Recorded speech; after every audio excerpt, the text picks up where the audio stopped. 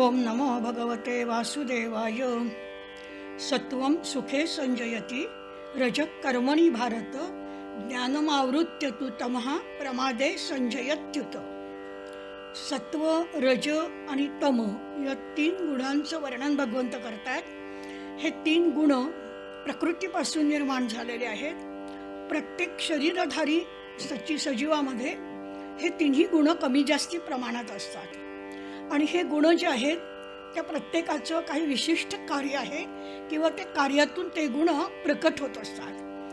तर सत्व हा जो गुण आहे तो संजयती म्हणजे आसक्ती उत्पन्न करतो. कुठे, कशाच्या ठिकाणी? तर सुखाचे ठाई. सत्वम सुखे संजयती. आता इथं जे सुख आहे ते शारीरिक सुख नाही, म्हणजे बाह्य वस्तूंपासून मिळणारं सुख नाही की जे नश्वर आहे, नाशवंत आहे किंवा क्षणिक आहे. तर हे सुख आहे ते ब्रह्मानंदाचं सुख आहे, परमानंद प्राप्तीचं सुख आहे. त्या सुखाकडे जाण्याची आसक्ती सत्वगुण निर्माण करतो. रज कर्मणी भारत. रजोगुण जो आहे तो कर्माचे ठाई आसक्ती उत्पन्न करतो, म्हणजे सारखं कर्म करावीत अशी प्रेरणा त्या व्यक्तीला होत राहते. आता ही कर्म कुठल्या दृष्टीने आहेत?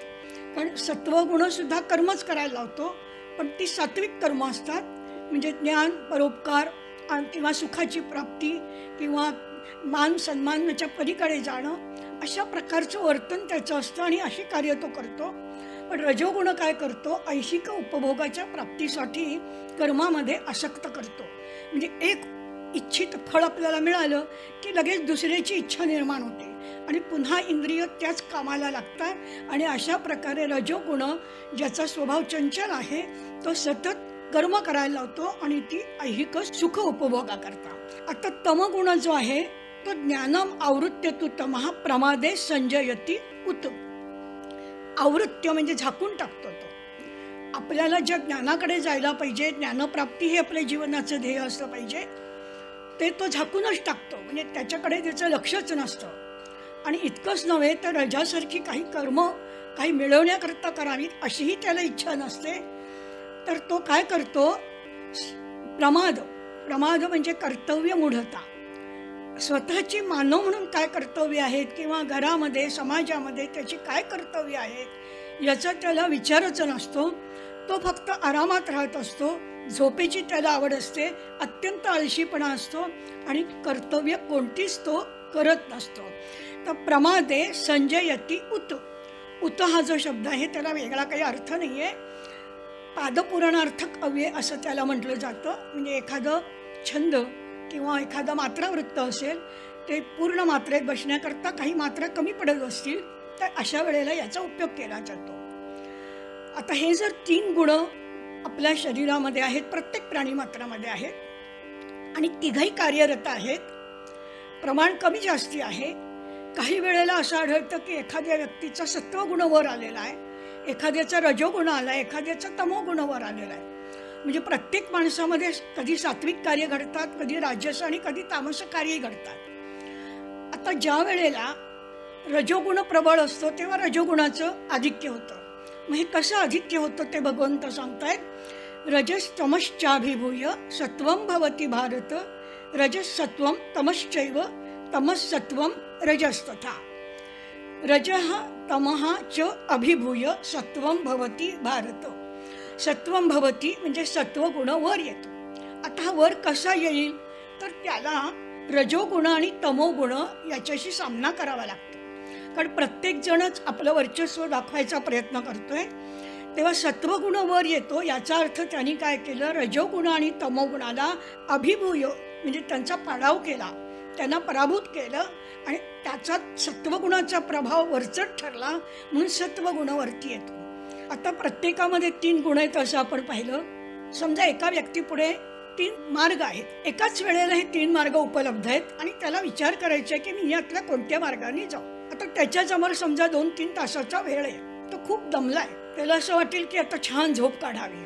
त्याच वेळेला असं त्याला कळतं की एखादा चांगला चित्रपट आहे आणि त्याचा शेवटचा शो आहे, मग त्याला जावं का इतका चांगली त्याची कीर्ती ऐकली असंही त्याच्या मनात येतं. त्याच वेळेला एकीकडे एखाद्या चांगल्या वक्त्याचं प्रवचन आहे असंही कळतं. म्हणजे हे 3 गुण आहेत. प्रवचन ऐकणं हा सत्वगुण आहे, चित्रपट पाहणं हा रजोगुण आहे, तर झोप काढणं हा तमोगुण आहे. आता ही व्यक्ती त्यातल्या कोणत्या बाजूला वळेल तो गुण त्याचा प्रभावी ठरला असं आपण म्हणू. जर त्याला वाटलं की आपण झोपच काढावी तर त्यांनी रजोगुणाची आणि सत्वगुणाची जी प्रवृत्ती आहे त्यांचा पाडाव केलेला आहे. अशा प्रकारे जेव्हा सत्व वर आलेलं दिसतं तेव्हा त्यांनी रज आणि तमाचा पराभव केलेला असतो. रजस सत्वम तमश्चैव. रजोगुण आणि सत्वगुणाचा जेव्हा पराभव होतो तेव्हा तमोगुण प्रभावी ठरतो आणि तमस सत्वम रजस्तथा. जेव्हा तमोगुण आणि सत्वगुणाचा पाडाव होऊन जातो त्यावेळेला रजोगुण प्रभावी ठरतो. तर ज्या वेळेला एखाद्या व्यक्तीचा सत्वगुण बरेच वेळेला प्रभावी ठरतो म्हणजे त्याच्या हातून परोपकार, क्षमा, दान अशी चांगली कार्य घडतात किंवा त्याच्या वाणीतून बोलण्यातून कुणाला दुखावलं जात नाही अशी नेहमी त्याची वाणी चांगली असते. याचा अर्थ असा की त्या व्यक्तीमध्ये सत्वगुण हा नेहमी प्रभावी ठरतो आहे. आता एखाद्या व्यक्तीमध्ये सत्वगुण प्रभावी ठरलाय का रजोगुण का तमोगुण हे त्याच्या बाह्य आचरणावरून आपल्याला कळतं. त्याचं भगवंत वर्णन करताय. सर्व द्वारेषु देहेस्मिन् प्रकाश उपजायते ज्ञानम यदा तदा विद्यात विवृद्धम सत्वमित्युत. यदा म्हणजे जेव्हा, तदा म्हणजे तेव्हा. यदा सर्वद्वारेषु देहेस्मिन् प्रकाश उपजायते. उपजायते म्हणजे उत्पन्न होतो. काय उत्पन्न होतो तर प्रकाश.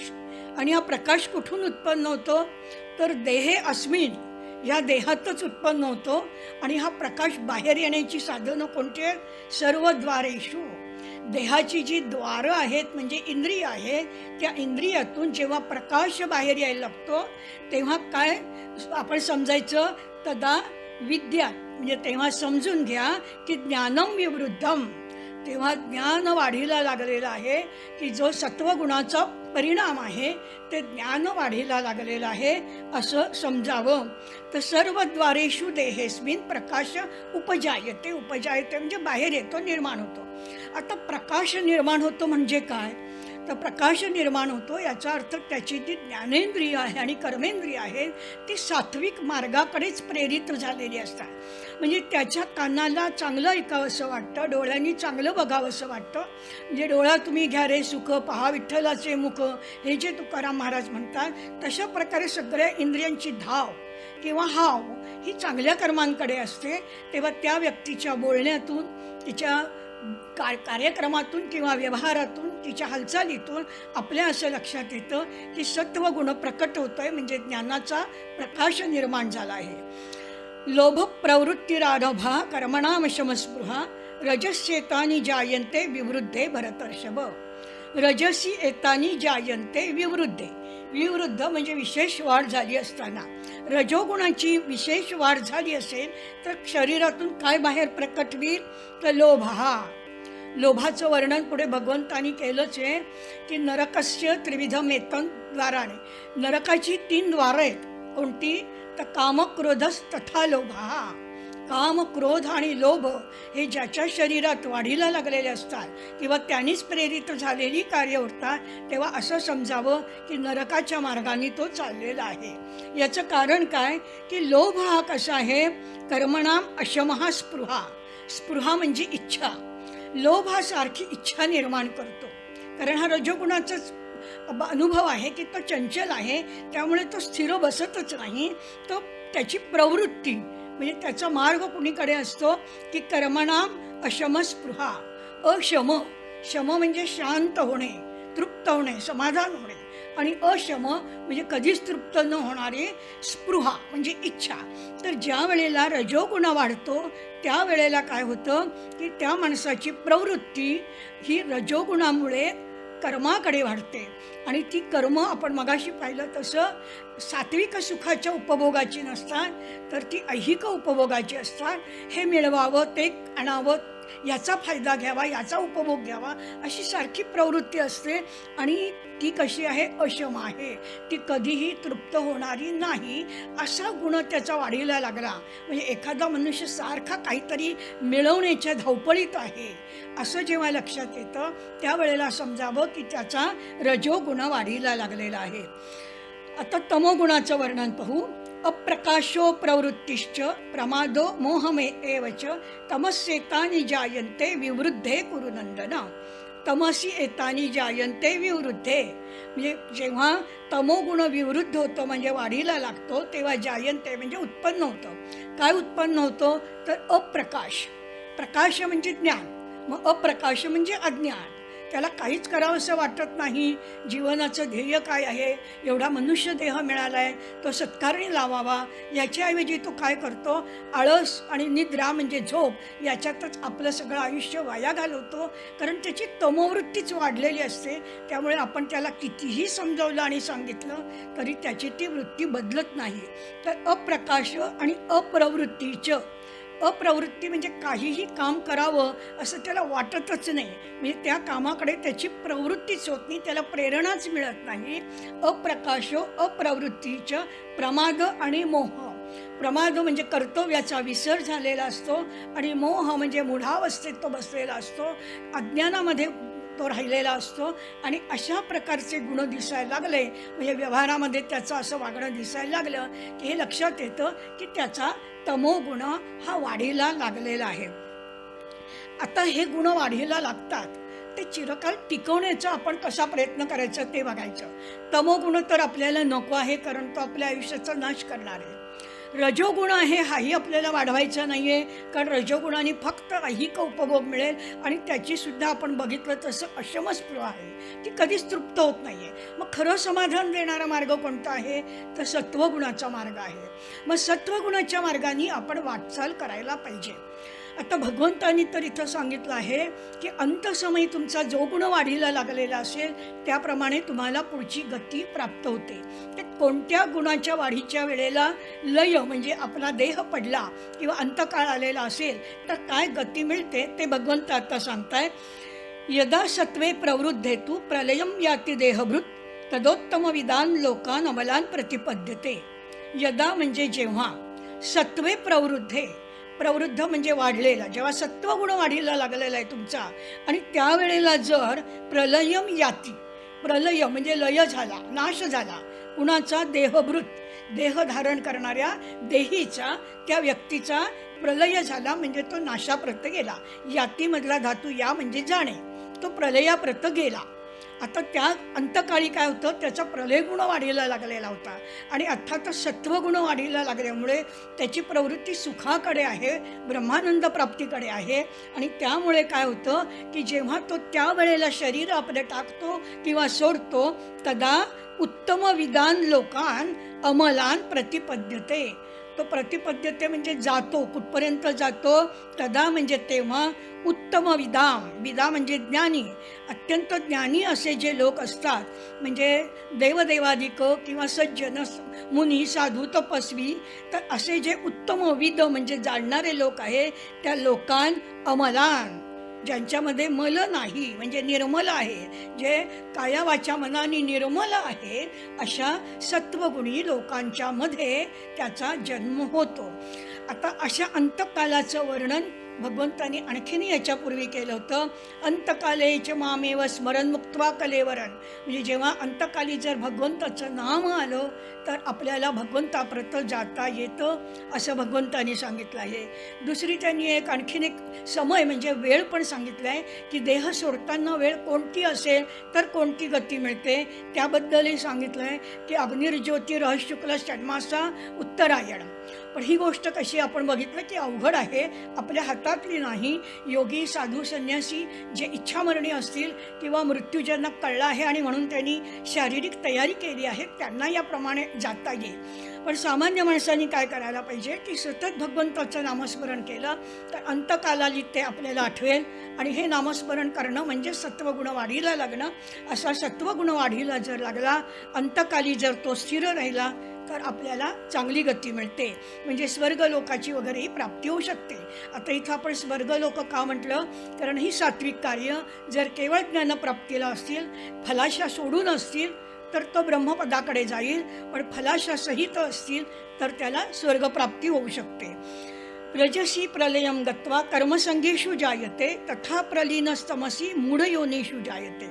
रजसी म्हणजे रजोगुण वाढीला लागलेला असता, म्हणजे सतत तो कामामध्ये आहे, इंद्रिय त्याची स्वैर सुटलेली आहे आणि धावाधाव करत आहे. अशा वेळेला जर तो प्रलयम गत्वा, जर त्याचा देह पडेल तर तो कर्मसंगीषु जायते. जे कर्मामध्ये आसक्त आहेत अशा व्यक्तींच्या मध्ये म्हणजे मृत्यू लोकामध्ये त्याचा जन्म होतो. तथा प्रलीनस्तमसी मूढ योनीषु जायते. आता प्रलीन झालाय म्हणजे तो अगदी मग्न झालाय, लीन झालेला आहे. कशामध्ये मग्न झालेला आहे, तर तो तमसी म्हणजे तमोगुणामध्ये तो मग्न झालेला आहे. तर तमोगुणामध्ये मग्न झालेला असताना, म्हणजे तमोगुण वाढीला लागलेला असताना जर तो मरण पावला तर काय होईल की तमस फलम, म्हणजे त्याला त्याचा मूढ योनीषु जायते. त्या तमाचं फळ काय त्याला मिळेल, मूढ योनी. मूढ योनी कोणाला म्हटलंय, की ज्यांना ज्ञान विचार बुद्धी नाही, म्हणजे प्राणी पशु पक्षी यांच्यामध्ये त्या योनीमध्ये त्याचा जन्म होईल. म्हणजे प्रलय जेव्हा देहाचा होईल त्यावेळेला जर सत्वगुण वाढी असेल तर स्वर्गादी देवादिकांचे लोक मिळतील.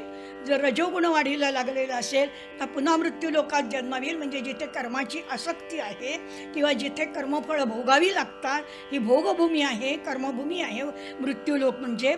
आणि जर तमोगुणामध्ये त्याचा मृत्यू झाला तर प्राणी पक्षी अशा मूढ योनीमध्ये त्याचा जन्म होईल. कर्मण सुकृतस्याहु सात्विकम निर्मलम फलम रजसस्तु फलम दुःखम अज्ञानम तमस फलम. पुन्हा एकदा भगवंत या तिन्ही गुणांचं फळं सांगताय की कर्मण हा सुकृतस्य आहुहु. आहुहु म्हणजे म्हणतात, सांगतात की सुकृत म्हणजे चांगली कर्म, कर्मण हा सुकृतस्य. चांगल्या कर्मांचं फळ काय असतं, सात्विक आणि निर्मळ फळं मिळतं. म्हणजे जसं बी पेरावं तसं फळ आहे. सत्वगुण जर आपण सतत या क्षेत्रामध्ये म्हणजे या शरीरामध्ये करत राहिलो तर त्याचं फळ आपल्याला सात्विक आणि निर्मल मिळेल. रजसस्तु फलम दुःखम. रजोगुणाकडे धाव असेल तर आपल्याला फळं काय मिळेल, दुःख मिळेल. दुःख का म्हटलंय, तर ऐहिक उपभोग मिळतात, पण ते उपभोगाची सामग्री संपली किंवा एकदा त्याचा उपभोग झाला की पुन्हा दुःखाची निर्मिती होते. म्हणजे ते अजून मिळवावं असं वाटतं आणि त्याच्यामागे धावताना कष्ट यातना होतात आणि मग त्याचं दुःख सोसावं लागतं.